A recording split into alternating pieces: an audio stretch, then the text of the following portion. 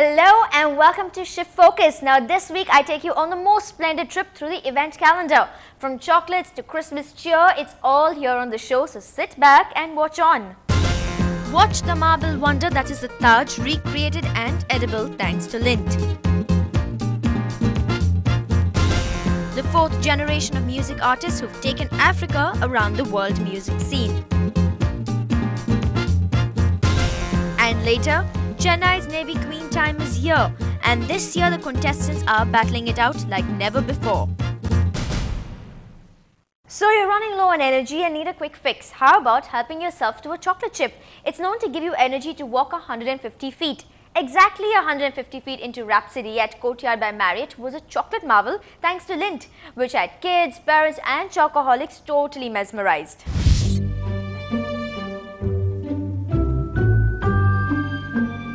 When Shah Jahan set out to create this marble wonder for his lady love Mumtaz, it took well over 15 years to finally put the chisels and cement away.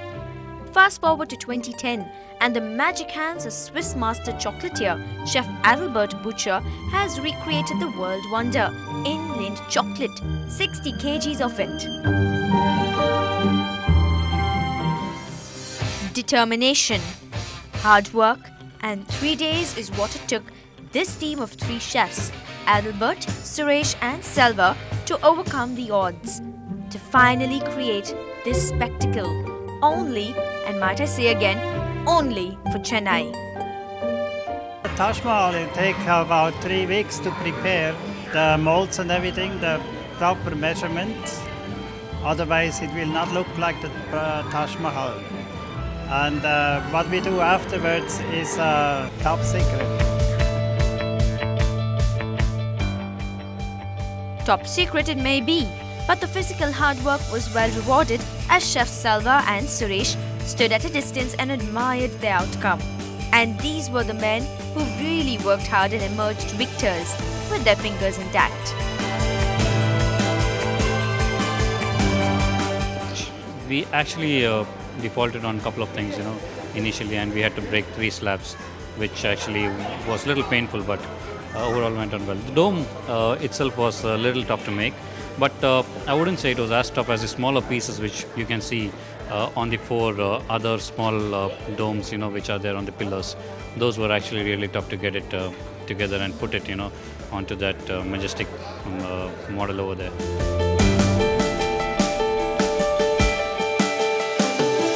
Normally use the compound chocolates for showpieces, but now we are using the couverture. This blend is couverture. It's quite difficult to handle this kind of chocolate.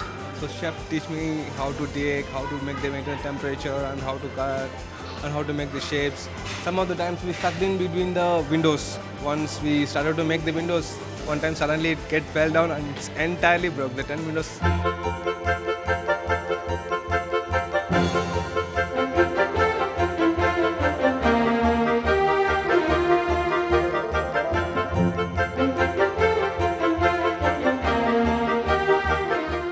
Say about this Taj Mahal, do you think it's really nice? Yeah. Yes. Yeah? Yeah. What do you like the most about the Taj Mahal? Yeah. Because it's how it's made.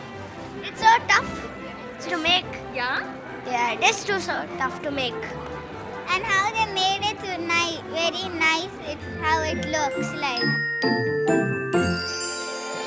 But the last word was left for Chef Adalbert, the doe-eyed man who ever so gently put the finishing touches to his Indian masterpiece and smiled that contagious smile, even as the kids indulged their sweet tooth to some of the mouth-watering Lindt chocolates on display. Lindt is a top quality chocolate, and everybody should try it, and it's just beautiful.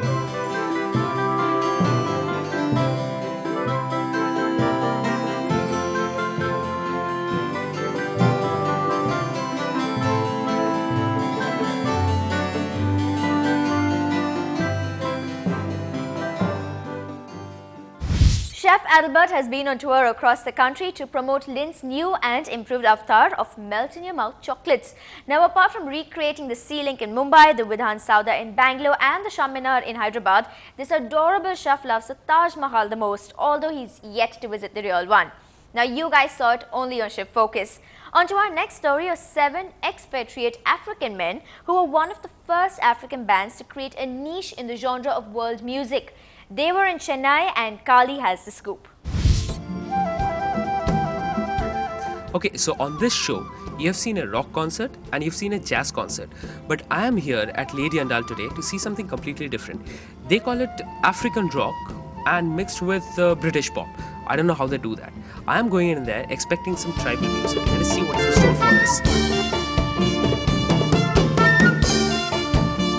What was in store was a packed house waiting for OC Bisa's famous drum beats to begin. The stage wore an African look all around. Large drums and trumpets and a dimly lit auditorium added mystique to the party that was to begin. Enchanting the Indian crowd with their style of music is not something new for OC Bisa. Our first time was 1981. It was really exciting, wonderful, fantastic situation here in Delhi, Bombay, Bangalore, Madras, Cochin, and the experience was good because we found that African rhythms and Indian rhythms are similar.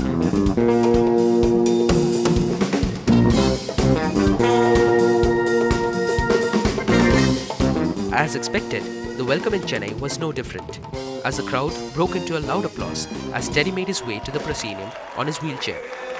Cheers and whistles reached their peak when Teddy exclaimed, "Are you ready for Uche?"